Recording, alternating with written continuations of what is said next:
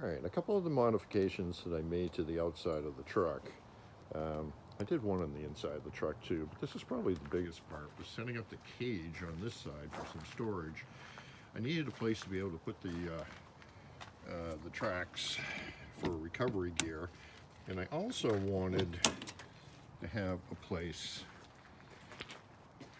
for the cooktop to go outside and an attached table to cook from. Now, we've used this a couple of times now, and this has actually worked out pretty good. So I did a simple little styrofoam top to it right now that I need to finish off at some point. This is the same styrofoam board. I wanted to try the Abitibi bathroom wall stuff. I wanted to try that and see if I could attach it. It is an FRP, so it's a fiberglass reinforced panel, and it epoxied on nicely. That worked pretty good. Now on the driver's side, this was always supposed to be like the gray water, but we started carrying one of these inside because I set up some interior plumbing, and it was condensating, it was getting moist inside. That just wasn't cool, and it was difficult to get out of there and refill. So I replumbed it to out here. So I'll pop inside and I'll show you what that looks like. Now here's the other thing I did, is I added in the connection for the electric. It's a little cold, so I can plug in.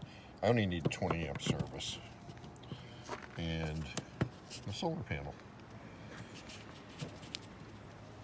Now I do most of my recharge for the battery from the DC-DC, so it's from the truck anyway, but we've been staying at places a little bit longer than usual, and we have been pulling into the occasional state park, federal park that has power. So it was about time to actually get that set up and hooked in.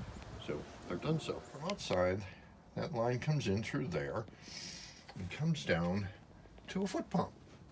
All it is a little siphon valve, plastic tubing and a few brass elbows. It would have been cheaper if I'd gone with plastic, but I did brass elbows on it.